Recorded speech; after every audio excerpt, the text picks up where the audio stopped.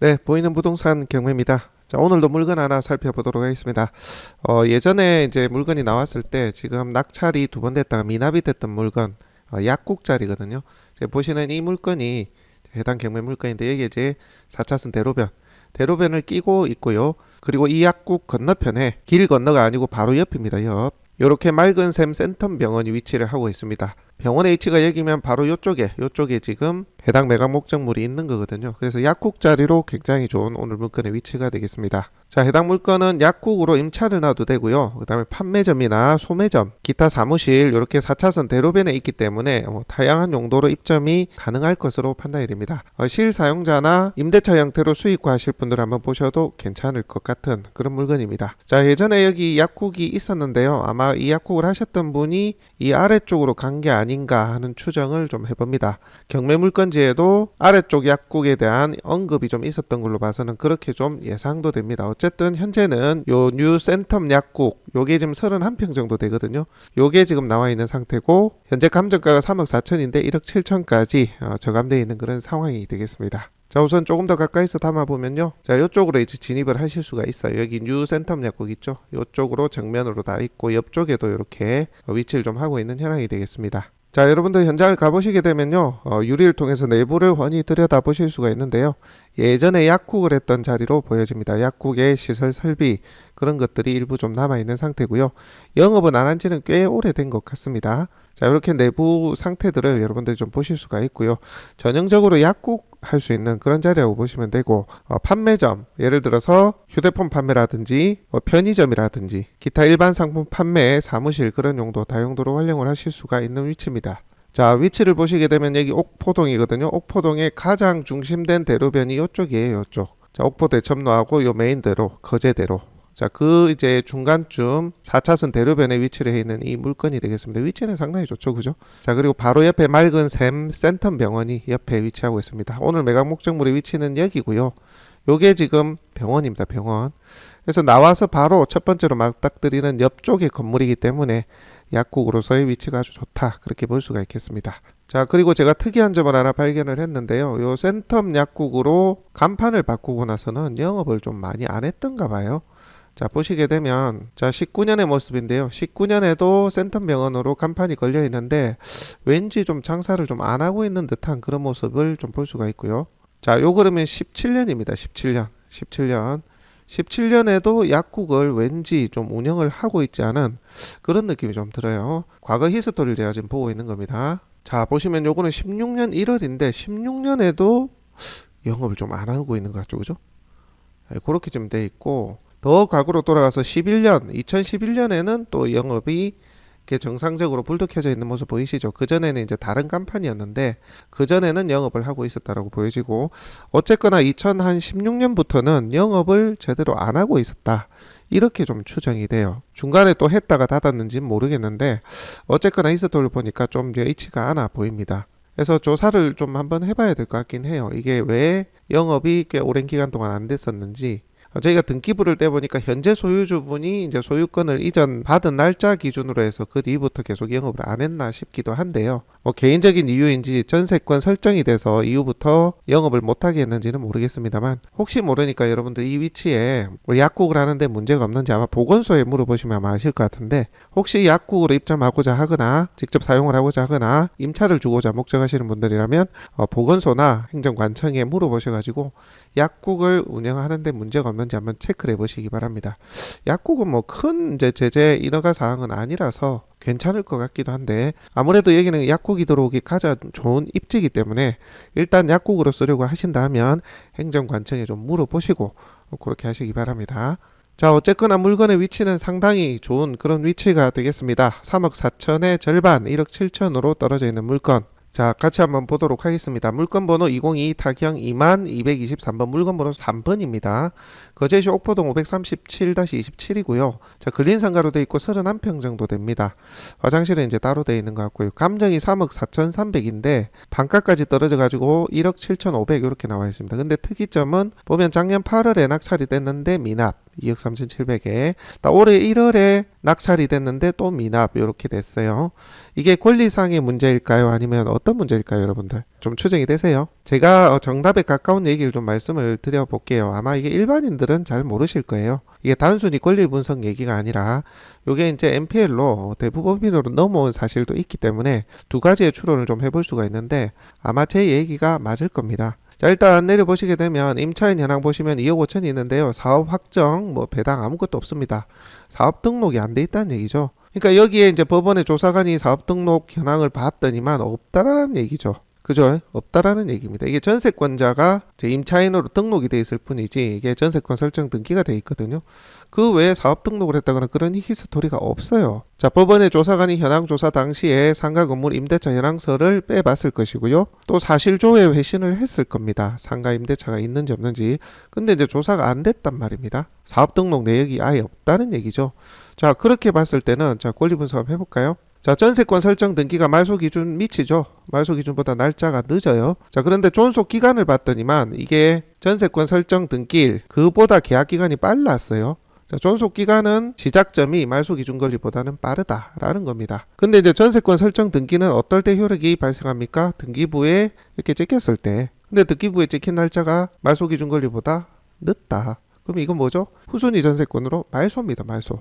자, 그런데 본인은 존속기간, 그러니까 전세권 계약, 전세 계약 체결을 그보다 빨리 했다고 주장하면서 임대차를 주장할 수도 있겠죠. 대항력에 있는 임차인으로. 근데 대항력이 있어요, 없어요?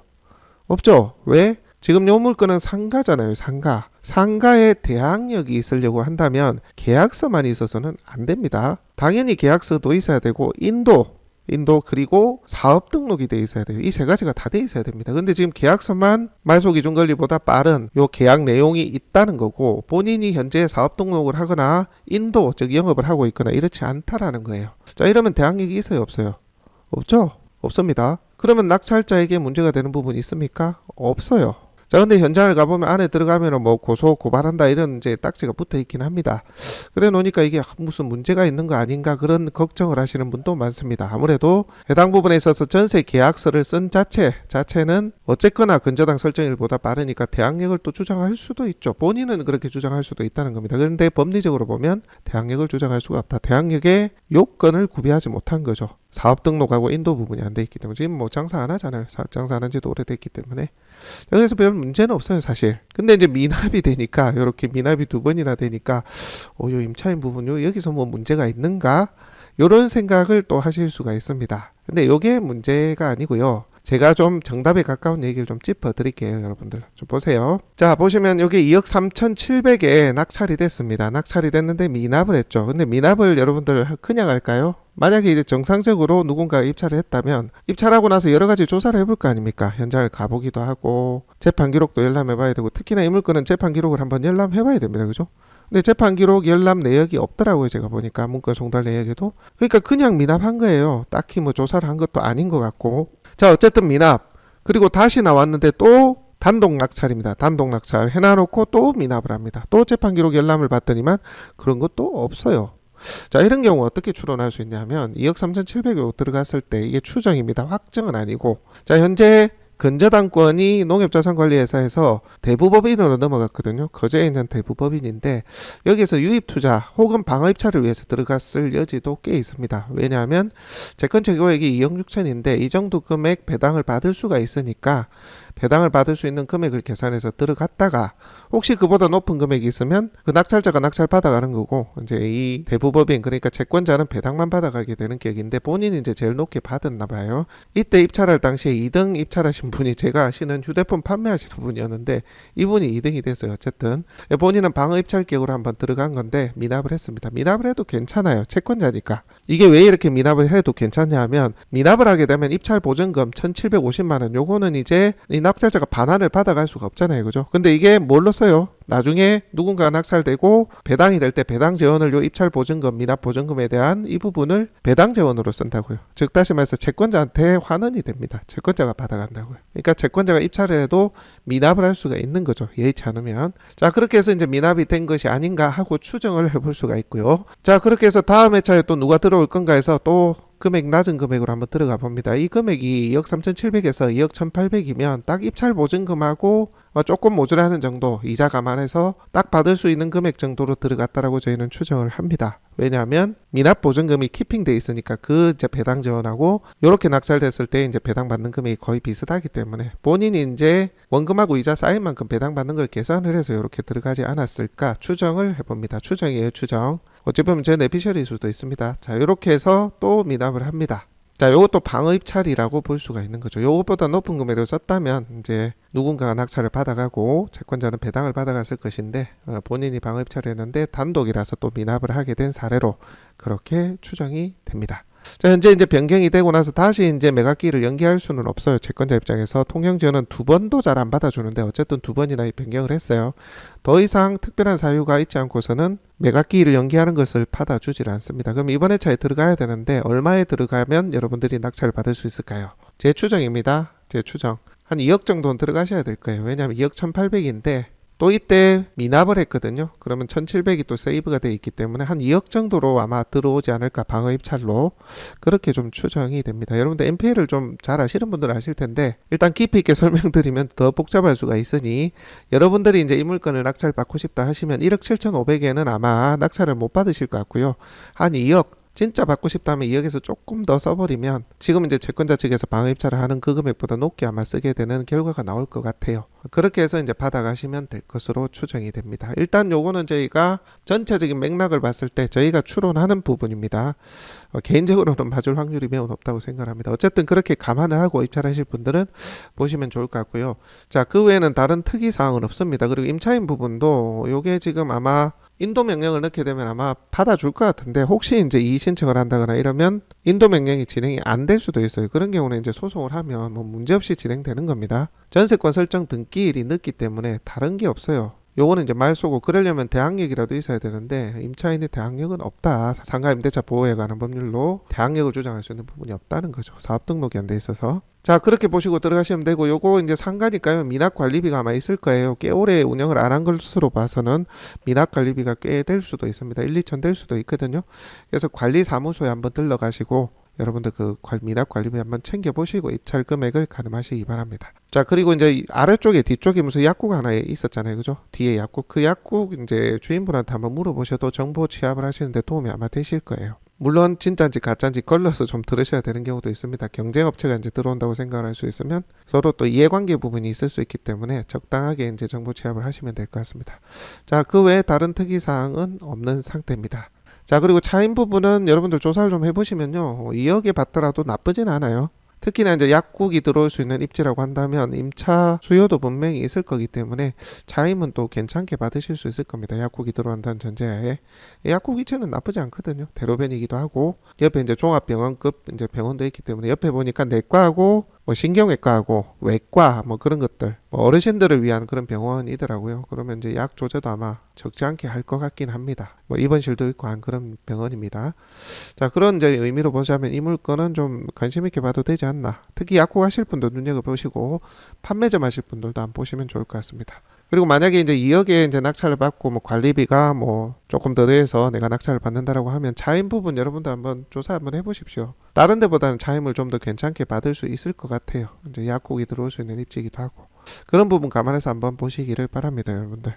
이 물건에 대해서 가타부타 말들이 좀 있어서 이 권리상에 문제 있는 거 아니에요 하시는 분들도 계셨고 왜 이렇게 미납이 많이 돼요? 좀 찜찜하다 그렇게 말씀 주시는 분도 계셨습니다. 자, 어쨌건 미납 부분은 그렇게 채권자의 이제 방어 입찰이 아닌가 저희는 추정을 그렇게 하고요. 또한 오랫동안 요 약국이 좀 운영이 안 된 것으로 이제 보여지기 때문에 사실관계 약국 하는데 크게 문제가 없는지 관계부처나 행정처에 좀 알아보시기 바랍니다. 보건소. 자, 그렇게 해서 입찰 가부를 결정하시면 될 것 같고요. 자, 현장 영상입니다. 자, 여기 약국이 하나 있고 그 위쪽에 이제 뉴 센텀 약국 요 물건이 이제 경매로 나와 있다는 얘기고요. 4차선 대로변에 있고 반대편에 보시면 이렇게 자, 맑은샘 센텀 병원이 위치를 하고 있습니다. 자, 31평 정도로 되어 있습니다. 약국을 안 한 지는 좀 된 것 같고요. 위치가 나쁘지 않은데 약국이 이렇게 오랫동안 문을 닫았네요. 보시면 내부에 이렇게 약국 시설들이 이렇게 좀 되어 있죠. 운영을 안 한 지는 꽤나 오래된 것 같습니다. 자, 이게 옆쪽문인데요. 자, 이렇게 되어 있습니다. 출입을 하지 말라는 경고 문구가 있고요. 약국이죠, 약국. 약국 하실 분들에게 딱 좋은 위치입니다. 아니면 판매점 이런 것도 괜찮아요. 출입 시에 이제 문제를 삼겠다라는 얘기도 있고요. 내부 부분 살펴보시기 바랍니다. 시스템 에어컨이 있네요. 그거 참고하시면 되겠습니다. 뒤쪽에서 이제 담아본 그림이 되겠습니다.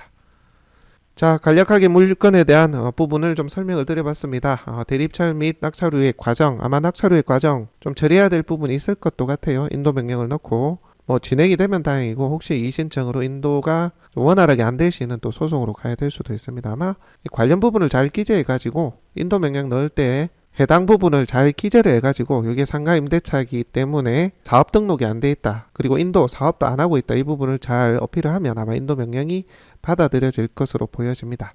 안 받아들여지면 소송하면 되니까요. 그런 부분들 필요하시면 저희한테 의뢰 주시면 저희도 뭐 법무법인하고 다 있으니까 도와드리도록 하겠습니다. 자, 오늘 물건 소개는 여기까지입니다. 다음 시간에 또 다른 물건으로 함께 하도록 하겠습니다.